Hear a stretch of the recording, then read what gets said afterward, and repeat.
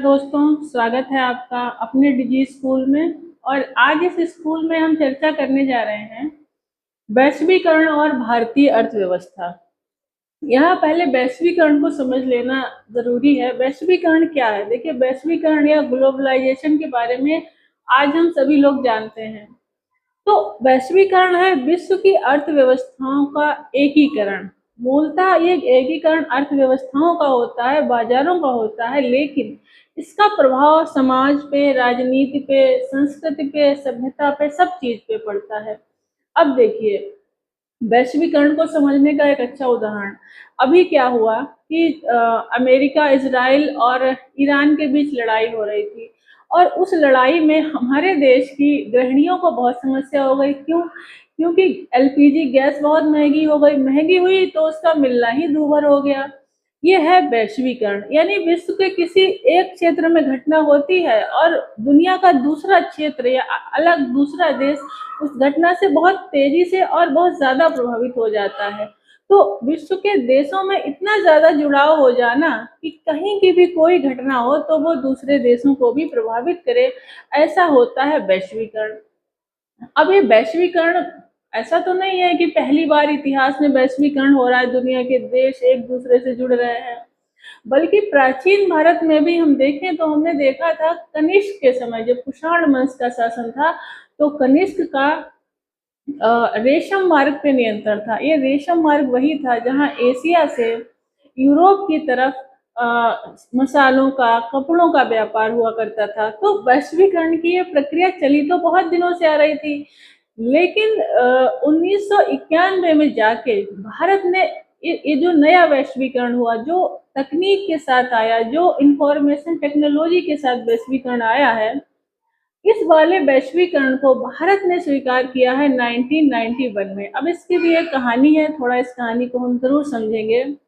देखिए, इससे पहले हमारे देश के जो जब हमारा देश आज़ाद हुआ, 15 अगस्त, अगस्त का महीना ही चल रहा है, 15 अगस्त 1947 को, तो हमारे देश के नेताओं ने सोचा, जो उस समय के नेता थे, कि एक कंपनी आई थी, ईस्ट इंडिया कंपनी, जो पूरे भारत को कब्जा कर ली, हमें लूट के चली गई। तो अब हम किसी विदेशी कंपनी को नहीं आने देंगे, जो भी सामान जिसकी हमें जरूरत है हम खुद बनाएंगे।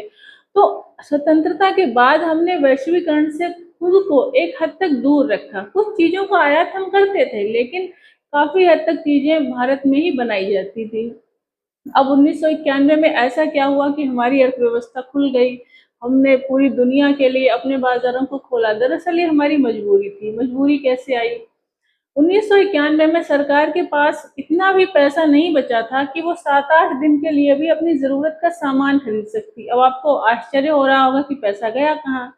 देखिए, सरकार विदेशों से जो सामान खरीदती है वो डॉलर में खरीदा जाता है, और डॉलर सरकार के पास थे नहीं। तो क्यों नहीं थे डॉलर? डॉलर तभी अर्जित करती है कोई सरकार जब निर्यात करती है। तो हम निर्यात तो कुछ ऐसा कर ही नहीं रहे थे, खरीद ही रहे थे, जैसे कच्चा तेल खरीद रहे थे, सेना का सामान खरीद रहे थे, हथियार वगैरह वगैरह। तो जब पैसा इतना कम हो गया, तो फिर जब पैसा नहीं रहता है किसी भी देश या व्यक्ति के पास, तो क्या करता है वो? बैंक जाता है या किसी ऐसे आदमी से मांगने जाता है। तो भारत की भी सरकार थी, वो भी एक बैंक गई, और उस बैंक का, उस संस्था का नाम है अंतरराष्ट्रीय मुद्रा कोष, आईएमएफ। अब ये आईएमएफ अमेरिका के नियंत्रण वाला एक संगठन है, जो विश्व के उन देशों को पैसा देता है जो जिनका भुगतान संतुलन, यानी जो अपने व्यापार का, अपने द्वारा किए गए आयात का भुगतान नहीं कर पाते हैं, तो भुगतान करने के लिए उनको कुछ पैसा देता है।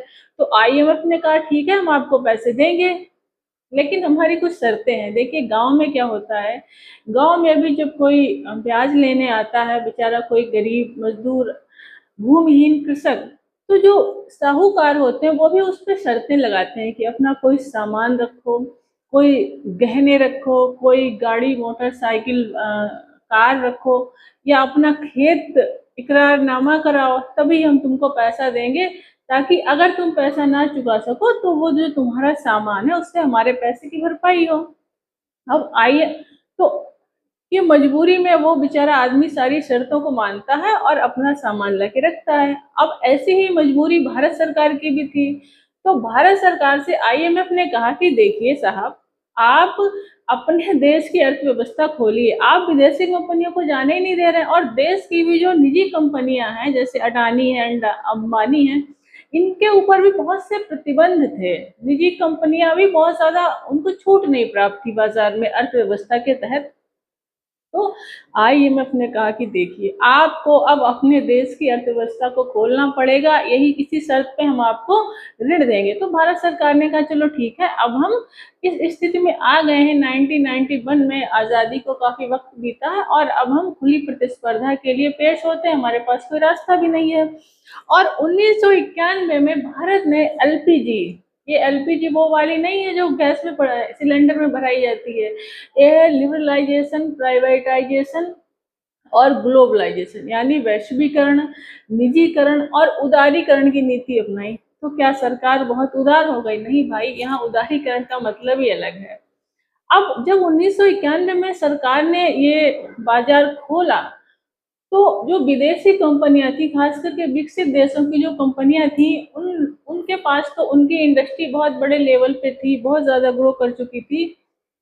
तो वो गिद्ध जैसे नहीं टकटकी लगाए बैठता है कि कब मौका मिले, गिद्ध दृष्टि लगाए बैठी थी कि इतना बड़ा बाजार था भारत। अभी भी भारत बहुत बड़ा बाजार है, बहुत ज्यादा माल खपत हो जाता है, 140 करोड़ की आबादी है।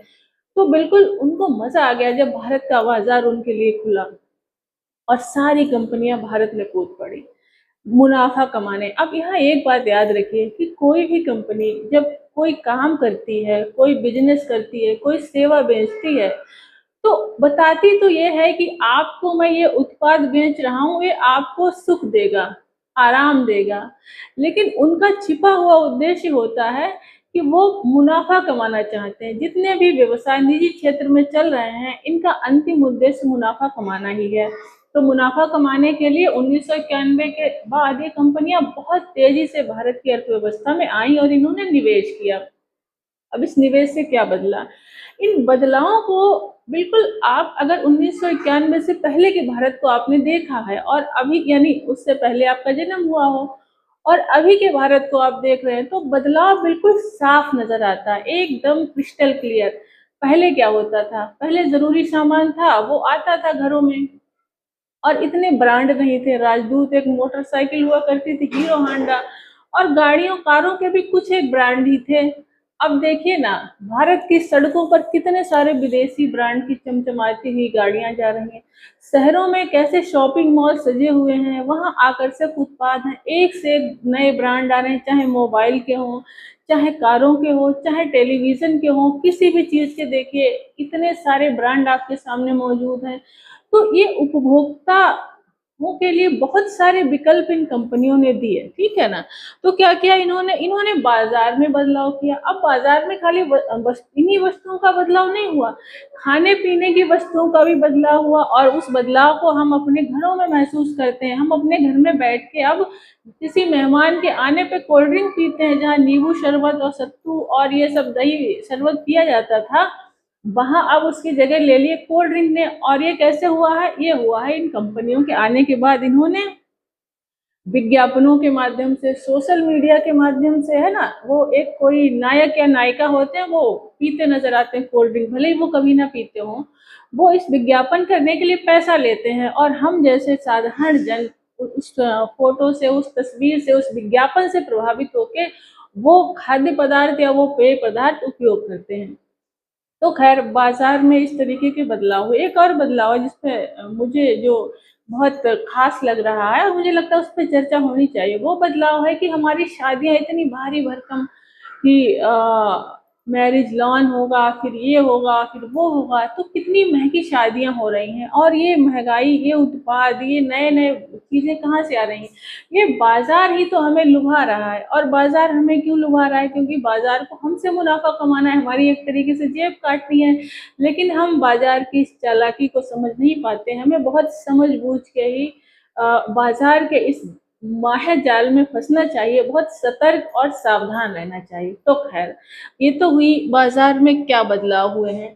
अब ये कंपनियां एकदम से इतना बड़ा बदलाव कैसे ले आई? 1991 के बाद तो शुरुआत हुई थी, और अभी 2026 चल रहा है, तो देखा जाए तो उतना ज्यादा समय भी नहीं हुआ है। तो इतने कम समय में इतना बड़ा बदलाव कैसे आया? देखिए, इन कंपनियों का जो साम्राज्य है ना, ईस्ट इंडिया कंपनी तो खाली इंग्लैंड से आई थी, उसने तो भारत पे कब्जा करा था। लेकिन ये जो कंपनियां हैं ना, ये बहुराष्ट्रीय कंपनियां यानी एमएनसीज हैं, मल्टीनेशनल कंपनी। एक कंपनी के जो कारखाने हैं, जो कार्यालय हैं, जो ब्रांचेस हैं, उनका नेटवर्क इतना बड़ा है कि पूरी दुनिया में फैला हुआ है, और इसीलिए इनको क्या कहते हैं? Multinational companies. ये मल्टीनेशनल कंपनीज किस तरीके से उत्पाद तैयार करती हैं और इनके साथ कैसे कोई स्थानीय उत्पादक प्रतिस्पर्धा कर सकता है? देखिए, ये इनका पूरा एक नेटवर्क फैला हुआ है। तो सपोज करिए कि कोई गाड़ी बननी है, फोर व्हीलर बननी है, तो ये कंपनी क्या करेगी? ये कंपनी उसकी डिजाइन कहाँ बनवाएगी? यूएस यानी संयुक्त राज्य अमेरिका में बनवाएगी। क्यों? क्योंकि वहाँ की R&D यानी रिसर्च का काम, वहाँ का बहुत अच्छा अनुसंधान और विकास पे अमेरिका बहुत ज्यादा निवेश करता है। तो डिजाइन कहाँ बनवा लेगी? वहां बनवा लेगी कि भाई ऐसी कार चाहिए। अब क्या करेगी? अब उस कार के लिए क्या चाहिए? पुर्जे चाहिए। तो पुर्जे, अब इस बीच क्या हुआ कि भारत और चीन लगभग साथ ही साथ आजाद हुए, लेकिन इतने वर्षों में चीन एक वैश्विक विनिर्माण केंद्र के रूप में उभर गया और हम लोग इस बात में पिछड़ गए। तो फिर वो कंपनी क्या करेगी? चीन में उसके पुर्जे बनवाएगी। वो जो गाड़ी बननी चाइना में, उसके पुर्जों का निर्माण करेगी। अब क्या है? अब उन पुर्जों को जोड़ के वो गाड़ी बनानी है, असेंबलिंग करनी है। तो असेंबलिंग कहाँ करेगी? बाजार के निकट। मान लो ये मैक्सिको और ईस्ट यूरोप का उदाहरण दे रहे हैं। क्यों? क्योंकि मैक्सिको करीब है संयुक्त राज्य अमेरिका के, और जहाँ बहुत बड़ा बाजार है, लोगों के पास पैसा है। और ये ईस्ट यूरोप की बात कर रहा है, यूरोप की बात नहीं कर रहा है। ये कह रहा है पूर्वी यूरोप। पूर्वी यूरोप के पास पैसा कम है और मजदूर सस्ते हैं, तो पूर्वी यूरोप में असेंबली हो जाएगी और बिकेगी कहाँ? पश्चिमी यूरोप में जाके। जब आप हम मैं पढ़ेंगे नक्शा, तो हम पूर्वी पश्चिमी यूरोप और इन सारी बातों को समझेंगे। तो खैर, और क्या करती है? अब अच्छा, कोई मान लीजिए आपने कोई मोबाइल खरीदा, मोबाइल में कोई दिक्कत आ रही है, तो आप हेल्पलाइन पे कॉल करते हैं। तो कॉल सेंटर हुआ करते हैं, और ये कॉल सेंटर वाला काम कहाँ चलता है? ये भारत में चलता है। जैसे बेंगलोर जैसे केंद्र हैं भारत में, जहाँ पे भारत के जो इंजीनियर्स हैं, वो इन कॉल सेंटर्स पे जॉब करते हैं और उनकी ठीक ठाक अच्छी खासी सैलरी होती है।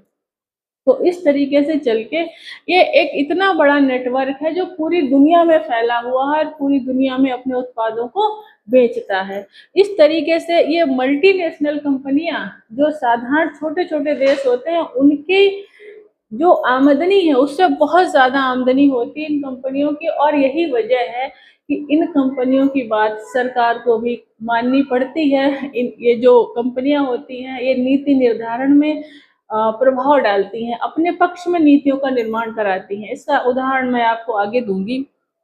अब देखिए, अब ये कंपनियां कैसे पूरे विश्व भर के उत्पादों को एक दूसरे से जोड़ती हैं, कैसे ये काम करती हैं। मान लीजिए यहाँ पे तो इसका पूरा नेटवर्क ही वैश्विक था। और क्या करती हैं? अब भारत में कोई कोई कंपनी है, मान लो उसको अपना उत्पाद बनाना है, ठीक। मान लीजिए कि कंपनी पेप्सी को, भारत में अपना पेप्सी का प्लांट लगाना है, वो पेप्सी का उत्पादन करेगी और यहाँ बेचेगी, बेच के मुनाफा कमाएगी। तो वो यहाँ जमीन खरीदेगी, जमीन में अपनी बिल्डिंग खड़ी करेगी और निवेश करेगी, अपने काम को शुरू करने के लिए पैसा लगाएगी।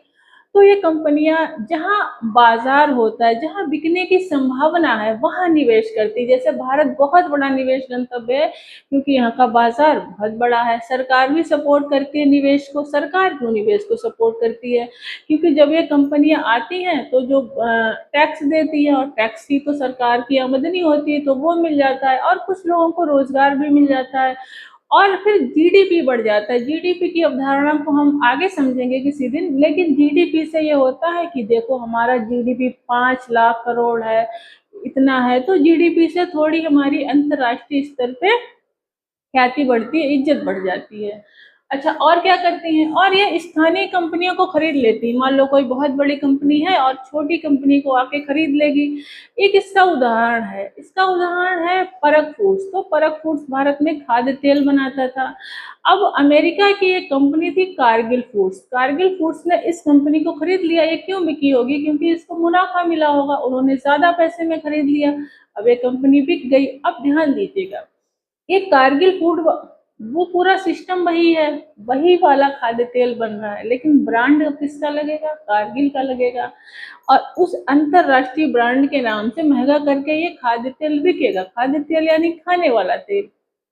और हम लोग अभी बताते हैं फिर हम लोग इस ब्रांड के चक्कर में कैसे फंसते हैं। और क्या करती हैं कंपनियां, या ये छोटे उत्पादकों को ऑर्डर देती है, जैसे खेल का सामान है, फुटबॉल है, गेंद है, बैट बल्ला है, जूते चप्पल है, तो जो छोटे स्तर के उत्पादक होते हैं उनको ये ऑर्डर दे देती हैं। फिर क्या करती हैं, फिर अपने ब्रांड का लेबल लगा के ये बेच लेती हैं और इस तरीके से मुनाफा कमाती हैं। और क्या करती हैं कंपनियां, ये कोई स्थानीय स्तर पे कंपनी बना रही है कोई सामान, उसके साथ सहयोग करके अपना काम शुरू करती हैं और उस कंपनी को आधुनिक टेक्नोलॉजी देती हैं, पैसा ज़्यादा लगाती हैं और उस तरीके से उसके साथ मिलके अपना काम शुरू करती हैं। तो इन तरीकों से ये जो कंपनियां हैं ना, ये विश्व भर के उत्पादों को एक दूसरे से जोड़ती हैं। अब अगर किसी देश में ये उत्पादन बनने लगे तो उसको क्या फायदा होता है? फायदा यही है कि टैक्स मिलेगा, रोजगार बढ़ सकता है, वहां पे जीडीपी बढ़ सकता है। लेकिन इस वैश्वीकरण का एक और खतरा है। वो खतरा क्या है कि मान लीजिए कि हमारे देश में नहीं बन रहा है, किसी दूसरे देश से बन के आ रहा है। उदाहरण के लिए जैसे बाजारों का एकीकरण हो गया है। वैश्वीकरण में क्या हुआ है, वैश्वीकरण के तहत ये कहा गया कि आप अपने बाजारों को खोलिए, और जब कोई देश अपने बाजार को खोलता है तो अन्य देश उसके बाजारों में अपने सामान बेच पाते हैं। अब जब भारत ने अपने बाजार को खोला तो चीनी खिलौनों की भारत में भरमार हो गई। बहुत सस्ते, टिकाऊ और अच्छे खिलौने आ गए। अब चीनी खिलौनों के आने से क्या फायदे हैं, क्या नुकसान है? उपभोक्ताओं को इसके फायदे हो सकते हैं। हो सकता है उन्हें सस्ती कीमत पर अच्छे खिलौने मिल जाएं, जैसे चीनी माझा जो ज़्यादा मजबूत होता है, और उसको लोगों ने खरीदा और उसका तो बहुत खतरनाक नुकसान हुआ कि जो लोग बाइक से जा रहे थे, कई बार उनके शरीर का कोई हिस्सा कट जाता है, इतना मजबूत और खतरनाक माजा होता है। पर यहाँ पे हम चीनी खिलौनों का उदाहरण ले रहे हैं। अब जब चीन के खिलौने भारत के बाजार में आएंगे तो भारत के जो खिलौने बनाने वाले होंगे उनको घाटा होगा, उनका सामान नहीं बिकेगा। अब याद कीजिए ईस्ट इंडिया कंपनी को। यहीं पे ईस्ट इंडिया कंपनी ने क्या किया था, जब इंग्लैंड में औद्योगिकरण आया तो ईस्ट इंडिया कंपनी ने मशीनों से बना हुआ सामान भारत में उतार दिया। जब मशीनों से बना सामान भारत के बाजारों में आया और सस्ता बिकने लगा, तो भारत के जो कारीगर थे, भारत के जो दस्तकार थे, उनका जो बुना हुआ कपड़ा था, उनकी जो बनाई हुई चीजें थी, उनकी मांग खत्म हो गई। यही बात यहाँ पे हुई कि भारत के जो खिलौने बनाने वाले थे उनकी मांग खत्म हो गई। अब इससे क्या होगा, ये समझने वाली बातें हैं। इससे होगा ये कि मान लो कोई कंपनी थी या कोई ऐसी इकाई थी जो इन खिलौनों को बना रही थी। मुझे याद आता है बचपन में एक लहड़ुआ हुआ करता था लकड़ी का, जो बच्चे चलाते थे। अब कोई व्यक्ति, साधारण सा आदमी है, लकड़ी से वो लहड़ुआ बनाता है, जिसे बढ़ई कहते हैं स्थानीय स्तर पे। अब जब विदेशी खिलौने इतने अच्छे ब्रांड में आए और इलेक्ट्रॉनिक खिलौने आए तो उस वाले की मांग खत्म हो गई। तो उन लोगों को जो रोजगार मिला हुआ था, उनकी जो आमदनी थी, उनकी जो रोजी रोटी थी, वो चली गई। तो उनको इसका बहुत बड़ा नुकसान हुआ। तो इस तरीके से जो वैश्वीकरण होता है और बाजारों का एकीकरण करता है, उससे जो स्थानीय उत्पाद होते हैं उनके लिए फिर प्रतिस्पर्धा होती है कि आप टिके रहेंगे कि नहीं। आप टिके तभी रहेंगे जब आपके उत्पाद सस्ते हों और उनकी गुणवत्ता बेहतर हो। तो खैर इस तरीके की चीजें बाजारों के एकीकरण के बाद पैदा होती हैं। अब बात आती है कि क्या वैश्वीकरण इतना खराब ही है, कोई फायदा ही नहीं हुआ? जब फायदा नहीं हुआ तो किया क्यों? ऐसा ऐसा नहीं है, फायदे हैं। तो हम देखते हैं कि भारत में इस वैश्वीकरण का जो हमने 1991 में किया था, और उस समय पे भारत में जो ये जो वैश्वीकरण भारत में आया है ना, उसमें नरसिंह राव जी प्रधानमंत्री थे और मनमोहन सिंह जी जो थे वो ये वैश्वीकरण को लाने वाले मुख्य इंसान थे। तो उन दोनों लोगों की मदद से भारत में इस एलपीजी नीति को लागू किया गया था। अब फायदा क्या हुआ है, हमें देखिए, वैश्वीकरण का जो फायदा हुआ है वो धनी मध्य वर्ग को हुआ है, जिसके जेब में पैसा है और जो नए नए ब्रांड, चाहे वो एसी हो, चाहे फोन हो, चाहे कार हो, चाहे टीवी हो, उसको खरीद सकता है। या वो शॉपिंग मॉल जाता है शॉपिंग करने, उसको एक शौक हो गया है कि अब मैं शॉपिंग करने जा रहा हूँ। या ऐसे जल विहार बन गए हैं, होटल इंडस्ट्री ऐसी आई है, ऐसे टूरिस्ट प्लेस बने हैं, तो जिसकी जेब में पैसा है वही ऐसे टूरिज्म की तरफ आकर्षित होगा। तो इस तरीके से जो धनी वर्ग के उपभोक्ता थे उनके लिए नए नए विकल्प पेश किए हैं किसने, इस वैश्वीकरण ने। और क्या किया है, अब जब वैश्वीकरण होता तो ऐसा नहीं कि खाली हमारे देश में ही विदेशी कंपनियां, हमारी भी कंपनियां विदेश जाती हैं, वो भी अपना सामान बेचती हैं, और हमारी कंपनियों को ज्यादा छूट भी मिलती है निजी उदारीकरण के कारण।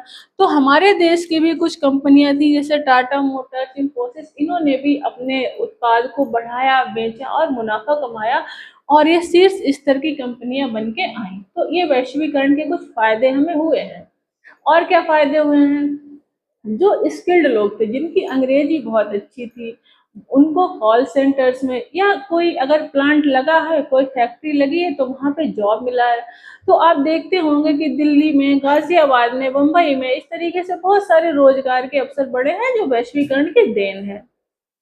तो खैर, लेकिन इस वैश्वीकरण का क्या निगेटिव इम्पैक्ट हुआ है, क्या नकारात्मक असर हुआ है, तो देखिए इस वैश्वीकरण से प्रतियोगिता बहुत बढ़ गई है। जो छोटे छोटे उत्पादक हैं उनके लिए अब अपने अस्तित्व का खतरा मंडरा रहा है कि अगर उनको बाजार में टिके रहना है तो उनको अपने इस सामान की क्वालिटी बढ़ानी पड़ेगी, और उस वाले बड़ी कंपनी के लेवल पे उनको आना पड़ेगा, जो उनके लिए दरअसल बहुत महंगा हो जाता है, बहुत मुश्किल हो जाता है। हम इसको एक उदाहरण से समझते हैं। हमारे देश में ऐसे टेलर्स होते हैं जो कमीज और पैंट वगैरह या सिलते हैं, कुर्ता ब्लाउज सब कुछ सिलते हैं। अब देखिए इन टेलर्स के पास अब काम बहुत कम बचा है। कैसे, क्योंकि रेडीमेड शर्ट पैंट आ गई। अब तो जीन्स का जमाना है, सारे लोग जाके मॉल में या किसी भी बाजार में आकर्षक जीन्स खरीदते हैं, और फिर टेलर्स के पास काम कम बचता है।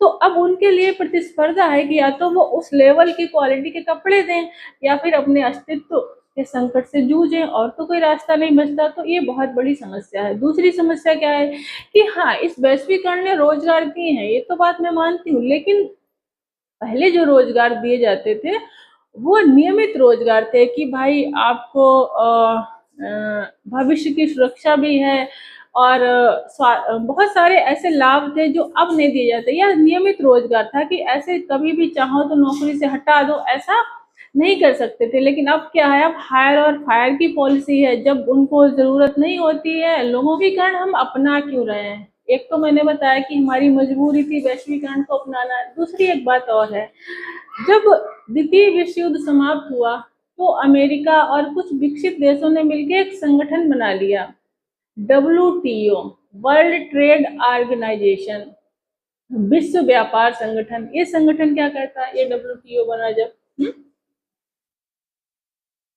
ये कहता है कि उदारीकरण कीजिए। उदारीकरण क्या है कि जो नीतियां हैं, अच्छा ये वैश्वीकरण शुरू तो हुआ और हमने इसे अपनाया, कुछ हमारी परिस्थितियां थी, कुछ हमें इससे लाभ भी हैं और नुकसान भी हैं।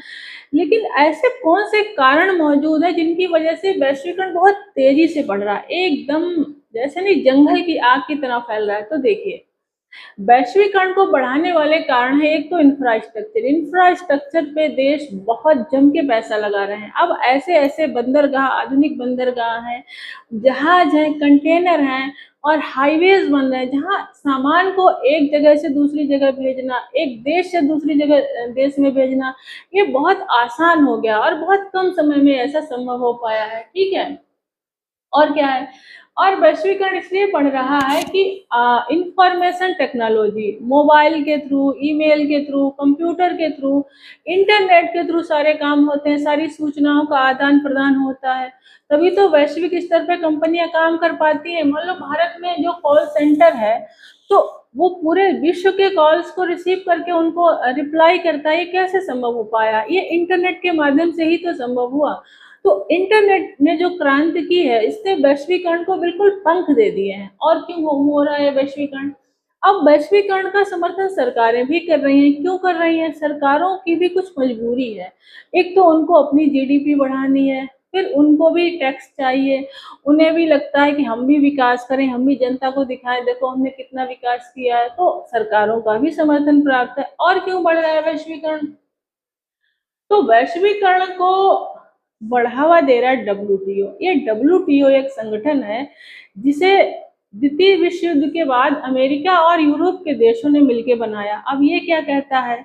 ये कहता है कि जो व्यापार अवरोधक हैं, ये व्यापार अवरोधक क्या होते हैं? मान लीजिए कि हमारे देश में डेयरी इंडस्ट्री है और छोटे साधारण किसान जो अपनी खेती भी करते हैं और गाय भैंस भी पालते हैं और अपना दूध जाके कलेक्शन सेंटर पे बेचते हैं और वहां से वो दूध फिर प्रोसेस और पैक्ड हो करके शहर में आके बिकता है। अब हमारे देश की सरकार जो है इन जो डेयरी इंडस्ट्री है इसको प्रोटेक्शन देती है, इस पे ज्यादा आयात के लिए हमने कृषि वाले क्षेत्र को खोला नहीं है। अब डब्ल्यूटीओ क्या कहता है? आप इसको ओपन कीजिए, इस पे जो आपने अवरोधक लगा रखे हैं उनको हटाइए। जब हम इन अवरोधकों को हटा देंगे तो हमारे यहाँ के जो किसान हैं वो अमेरिका जैसे विकसित देश के जो बहुत अमीर किसान है उनके साथ प्रतिस्पर्धा करने को बाध्य होंगे और जाहिर सी बात है नहीं कर पाएंगे प्रतिस्पर्धा। तो ये डब्ल्यूटीओ क्या कहता है? ये डब्ल्यूटीओ ये ऐसी पागलपंती की बातें करता है कि उदारीकरण का समर्थन करो, व्यापार अवरोधों को हटाओ।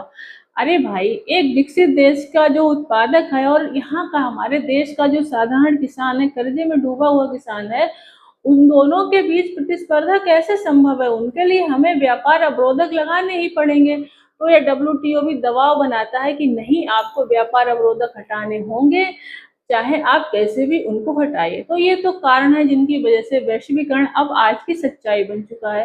तो देखिए, अब जब वैश्वीकरण हो ही रहा है तो किसी एक देश के बस की बात नहीं है कि वो इस वैश्वीकरण को रोक ले।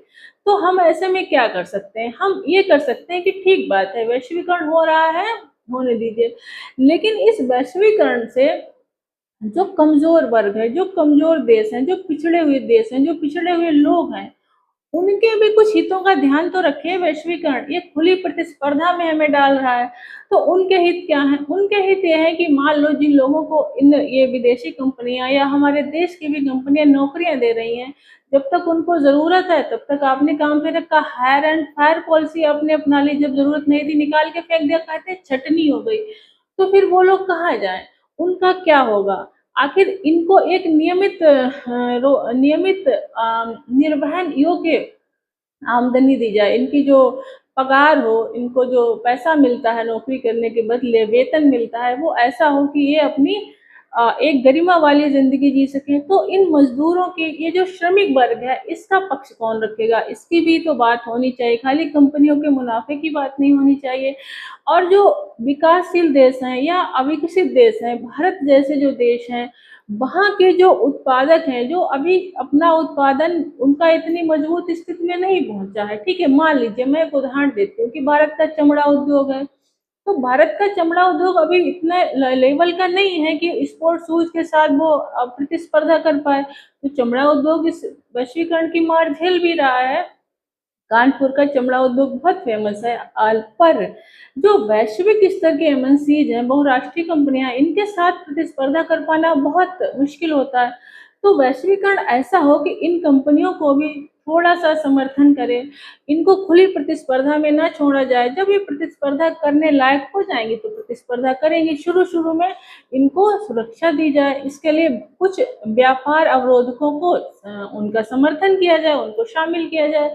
तो ऐसा वैश्वीकरण ही होगा जिससे पूरी जो कमजोर वर्ग है, जो कमजोर देश है, उनको भी फायदा होगा। अब देखिए, जो ये वैश्वीकरण हो रहा है, ये बिल्कुल अब एक सच्चाई है। तो इस सच्चाई के बीच हमें उन देशों के, उन लोगों के पक्ष को बहुत मजबूती से उठाना है जो वैश्वीकरण को न्यायपूर्ण बना सके। अभी तो ये जो वैश्वीकरण हो रहा है, जो 1991 के बाद भारत में हुआ है, उसमें आप भी देख रहे होंगे कि जो पहले से ही अमीर वर्ग है, जो स्किल्ड वर्ग है, जो एजुकेटेड वर्ग है, उसके लिए तो अवसर खुल रहे हैं, नो डाउट।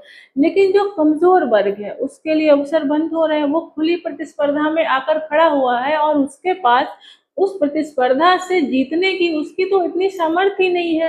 तो जो ये वैश्वीकरण हो रहा है देश में या वैश्विक लेवल पे, इस वैश्वीकरण का स्वरूप ऐसा होना चाहिए कि ताकि ये सभी के लिए हित में हो, किसी के अहित ना करे। तो खैर, आज के लिए इतना ही, फिर मिलेंगे, धन्यवाद।